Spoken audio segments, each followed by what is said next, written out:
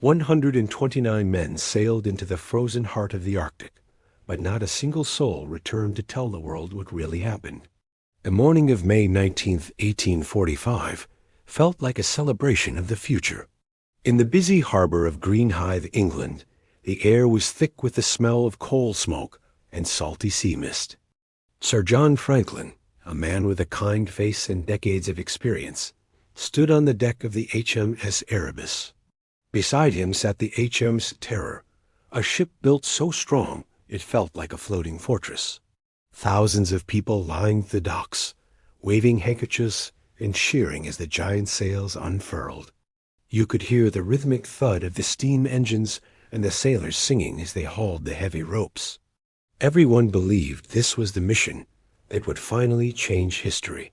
The British government hadn't spared a single penny on this voyage. Inside the wooden hulls, it felt more like a cozy London library than a cold ship. There were over 1,200 books, mahogany desks, and even a hand organ that played 50 different tunes to keep the men happy during the long nights. The food supply was staggering. Imagine walking into a room filled with 8,000 tins of meat, vegetables, and soup enough to feed everyone for years. The men felt safe, warm, and invincible. To them, the Northwest Passage was just a puzzle waiting to be solved, and they had the best tools in the world to do it. By the time they reached the coast of Greenland in July, the crew was in high spirits. They met with a group of whale hunters and shared stories over hot tea. Captains swapped letters for their families, promising to be home before the next big holiday. One sailor wrote to his wife about how the ice looked like floating diamonds under the midnight sun. It was a beautiful, shimmering world of white and blue. As the two ships sailed further west into Baffin Bay, the whale hunters watched until the masts became tiny toothpicks on the horizon. They were the last people to ever see those 129 men alive. Now, imagine the transition from that warm, noisy harbor to the absolute silence of the deep Arctic.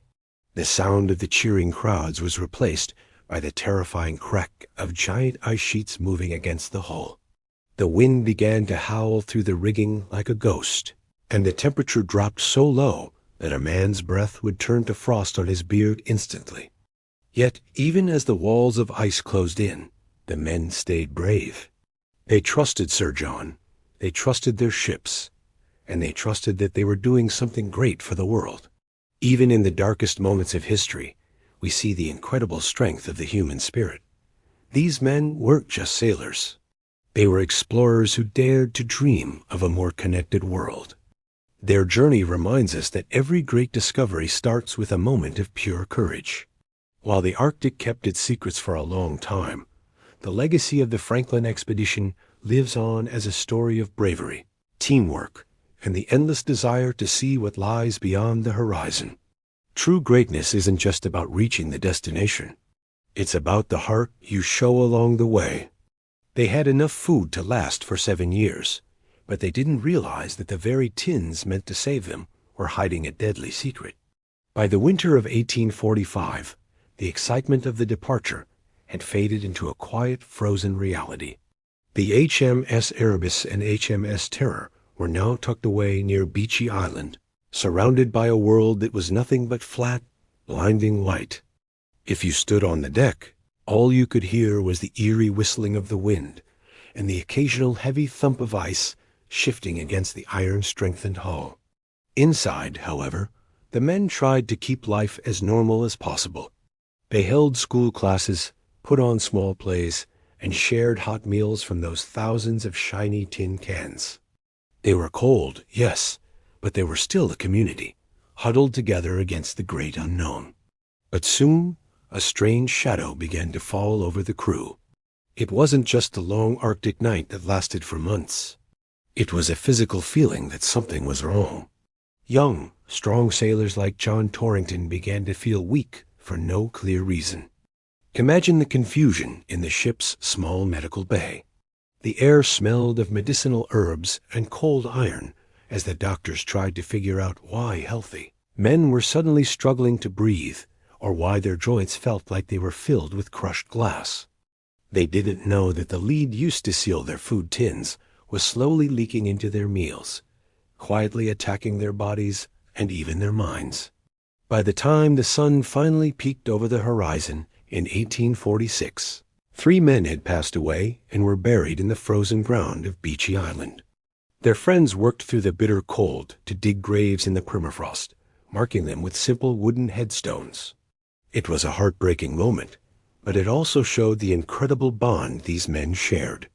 Even in a place that felt like the edge of the world, they treated their fallen brothers with dignity and love. They weren't just names on a list. They were friends who had shared jokes and dreams of returning to England.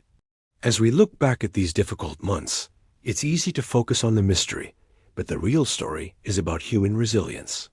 Even when faced with a silent, invisible enemy like lead poisoning, the crew didn't give up. They continued to work, to plan, and to support one another. They showed us that no matter how dark the winter gets, the human heart has a way of staying warm. Their story teaches us that even when things don't go according to plan, the effort to move forward and the kindness we show to our teammates is what truly defines us.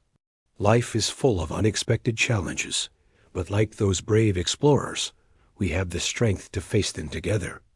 After 500 days trapped in a cage of solid ice, the bravest explorers in the world realized the only way home was to walk across the frozen ocean. By April 25, 1848, the situation near King William Island had reached a breaking point. For over a year and a half, the HMS Erebus and HMS Terror had been stuck fast, unable to move even an inch. The once bright paint on the ships was peeling, and the coal for the heaters was running dangerously low. Captain Francis Crozier, who took command after Sir John Franklin passed away, sat in his cabin and made the hardest decision of his life. He gave the order to abandon the ships. Imagine the sound of 105 men packing their last belongings, the wooden decks creaking under their boots for the final time. They weren't just leaving a boat. They were leaving their only shield against the brutal Arctic air. The plan was to walk south toward the Back River, hundreds of miles away. But this wasn't just a simple hike. Because they were sailors, they decided to drag heavy wooden lifeboats across the jagged, uneven ice. They loaded these boats with everything they thought they might need: silver forks, heavy books, and even rolls of silk. You can almost feel the sweat freezing on their faces as they pulled the heavy ropes, their boots slipping on the slick frozen waves. Every mile felt like 10. The air was so cold it felt like breathing needles, yet they kept moving, step by agonizing step, fueled by the hope of seeing their families again. Along the way, the crew encountered the local Inuit people. These meetings were moments of quiet wonder in the middle of a struggle. The Inuit saw these ghostly men pulling boats and offered what help they could, sharing stories that would be passed down for generations. Even though they spoke different languages, they shared a basic human understanding. The sailors were exhausted and hungry, but they showed incredible grit. They didn't just sit down and give up. They kept their formation, looked out for one another, and tried to maintain their dignity until the very end. It's a story that feels heavy, but it actually shines a light on how much a human being can endure. These men pushed the limits of what was thought possible, driven by a powerful love for life and a desire to finish the journey they started. They showed us that even in the most extreme conditions on Earth, humans will try to find a way home. They proved that the bond between teammates is stronger than any storm or any mountain of ice. Today, we remember the Franklin expedition not for how it ended, but for the incredible bravery it took to start. Their journey reminds us that no matter how big the obstacle in front of us seems, there is something inside of us that is even bigger. Whenever you feel like the world is pushing against you, remember those 105 men walking across the ice. Their story encourages us to keep moving, to keep helping the person next to us, and to never lose that spark of adventure that makes us who we are. There is always hope on the horizon if you are brave enough to keep walking toward it. For over a century, the ocean kept their location a secret until a modern miracle brought the ghost ships back to life. For nearly 170 years, the story of the Franklin expedition was like a book with the final chapters ripped out. Families in England passed down stories of their lost ancestors, and historians spent lifetimes staring at maps of the Canadian Arctic, wondering where the HMS Erebus and HMS Terror had finally come to rest. The search wasn't just about wood and iron.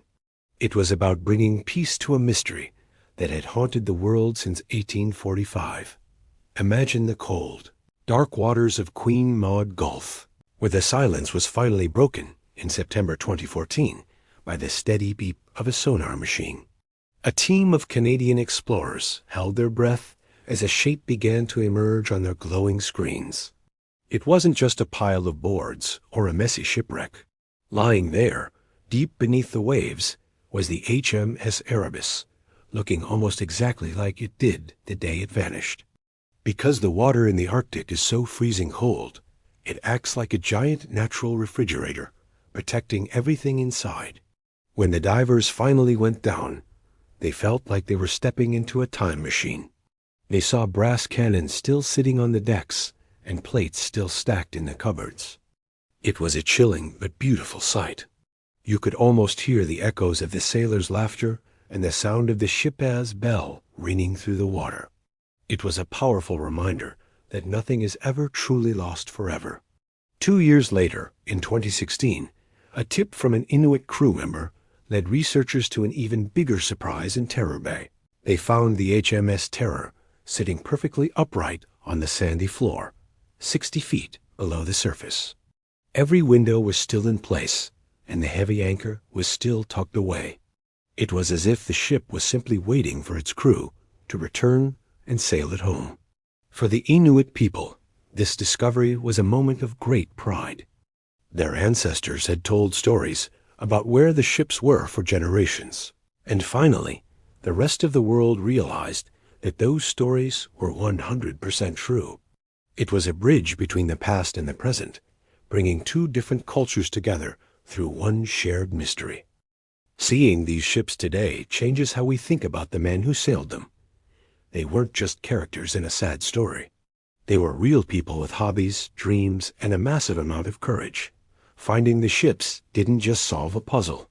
It gave those 129 men their names back. It reminded us that even the deepest secrets can be found if we are patient enough and work together.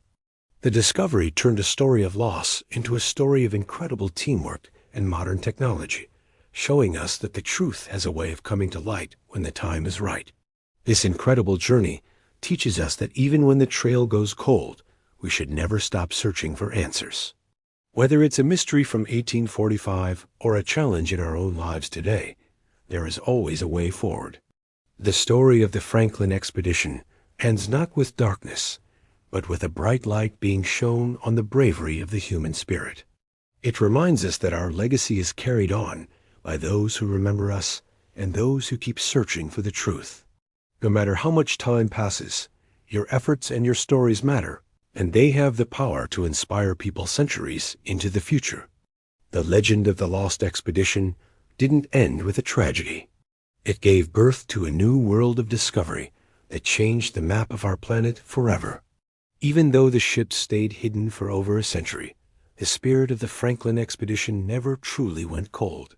From the moment the first search parties set out in 1848, a massive wave of energy took over the world. More than 30 different missions were launched over the next several decades to find Sir John and his men. Thousands of sailors from different countries, including England, America, and France, joined forces. They didn't just find bits of wood and old buttons. They ended up mapping millions of square miles of the unknown Arctic. Because of one lost journey, the world gained a massive amount of knowledge about our oceans, the weather, and the incredible wildlife of the North. Think about the sheer determination of these rescuers. They faced the same freezing winds and towering icebergs as Franklin, but they were driven by a sense of duty and brotherhood. They spent years living in the harshest conditions imaginable, documenting everything they saw. They drew beautiful, detailed maps of places like Lancaster Sound and Victoria Strait that we still use as references today. In their search for 129 men, they inadvertently opened the door for the rest of humanity to understand the Arctic. It was a beautiful example of how a difficult situation can lead to a global effort that benefits everyone. One of the most touching parts of this legacy is the connection it built with the Inuit people. For generations, the stories of the Kabluna, the white men, were told by Inuit elders around warm fires. These stories were more accurate than any expensive European equipment. When modern scientists finally sat down to listen to these oral histories in the late 20th century, they found the keys to the puzzle.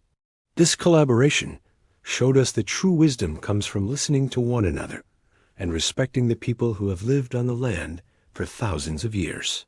It turned a mystery into a masterclass in human cooperation and mutual respect. Today, when we look at a map of the Arctic, we aren't just looking at ice and water. We are looking at the footprints of heroes. The Northwest Passage is now a route that ships can actually travel, proving that Franklin's dream was possible after all. The technology we use to study our climate and protect our environment today started with the basic tools those early searchers used. The expedition didn't fail. It simply took a very long time to finish its mission of teaching us about the world. Every scientist and explorer working in the North today is carrying a little piece of that 1845 torch. The story of the Franklin expedition is the ultimate proof that no effort is ever wasted. Even when we don't reach our goal exactly how we planned, the ripples we create can change the world in ways we never imagined. It teaches us to be brave, to be curious, and to always look out for one another. Your journey, no matter how tough it feels right now, might be the map that helps someone else find their way tomorrow. Keep exploring, keep dreaming, and remember that the greatest discoveries often come from the most unexpected places. The horizon is never the end. It's just the beginning of a brand new story. They called it the Great Trek South. The men tried to drag heavy lifeboats across the jagged ice, filled with useless luxuries like silver spoons and heavy books, remnants of a life they would never see again. Local Inuit hunters saw them. They described thin, ghostly men dragging boats. By the time the Inuit returned the following year, they found only bones and empty tents. These men were victims of the Little Ice Age, a period of extreme cold that made the Northwest Passage impossible to navigate. In May 1845, the shores of Greenhive, England, were alive with a sense of destiny. Two of the most powerful ships the world had ever seen, the HMS Erebus and the HMS Terror, were about to set sail on a mission that would define an era. This wasn't just a voyage. It was the ultimate test of Victorian pride. Led by the seasoned explorer Sir John Franklin, 129 men embarked on a quest to find the Northwest Passage, a legendary sea route that would connect Europe to Asia through the frozen heart of the Arctic. They had enough food to last 7 years. They had the latest steam engine technology. They were the elite. But as the British coastline faded into the mist, these 129 men had no idea they were sailing into a white graveyard. They were never seen alive by the civilized world again. The mid-19th century was the peak of the British Empire. To the Admiralty in London, the Arctic was the final frontier. The ships were marvels of engineering. The hulls were reinforced with heavy iron plates to withstand the crushing pressure of the ice. Inside, they had internal heating systems, a luxury unheard of at sea, and a library of over 1,200 books. They carried 8,000 tins of food, including oxmeat, mutton, and vegetables. Franklin himself was 59 years old. He was a hero of the Napoleonic Wars and a man of immense faith. To the public, he was the man who ate his boots, referring to a previous survival story. If anyone could conquer the ice, it was Sir John. By July 1845, the ships reached Baffin Bay. They encountered a whaling ship, the Enterprise. The captains shared a drink, exchanged letters for home, and watched as the Erebus and Terror sailed toward the horizon. That was the last contact. For 2 years, London wasn't worried. The Arctic is a slow place. Communication was expected to be difficult. But by 1848, Jane Franklin, Sir John's wife, began to panic. She lobbied the government to send a rescue mission. What the search parties eventually found was a trail of breadcrumbs that led to a nightmare. The first breakthrough came in 1850. On a lonely stretch of land called Beechy Island, searchers found 3 graves. These weren't men who died in a shipwreck. They were buried with care. It showed that in the first winter 1845-1846, the expedition was still civilized. But why had 3 young, healthy men died so early? Modern science later gave us a dark answer: lead poisoning. The 8,000 tins of food were sealed with lead solder. The very food meant to keep them alive was slowly poisoning their brains and bodies. For 18 months, the ships were trapped in the ice near King William Island. They waited for a summer thaw that never came. In April 1848, the ice-clamped ships were finally abandoned. A note was found years later in a stone cairn. It was written in the margins of a standard Admiralty form. It said, April 25, 1848, HMs Erebus and Terror were deserted.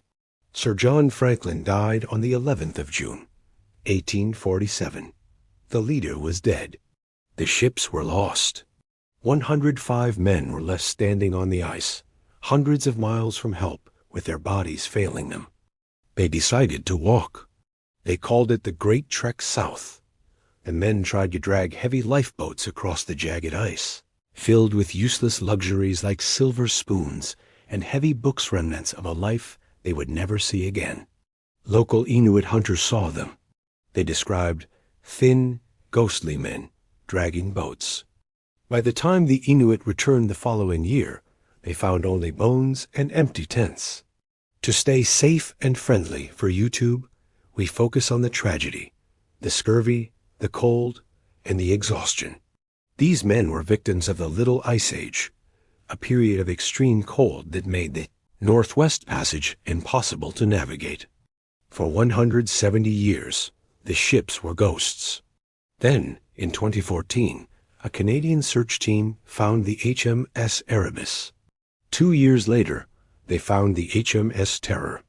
Remarkably, the ships were sitting upright on the ocean floor, almost perfectly preserved by the freezing water. Inside the Terror, plates are still on shelves and desks remain in the officers' cabins. The ships are now a protected site, a tomb for the men who dreamed of glory but found only the cold embrace of the North. The Franklin expedition remains a haunting reminder of human ambition versus the raw power of nature. It wasn't just a failure of navigation. It was a failure of technology and a clash with an environment that didn't care about the British Empire. Sir John Franklin and his 128 men remained part of the ice they tried to conquer.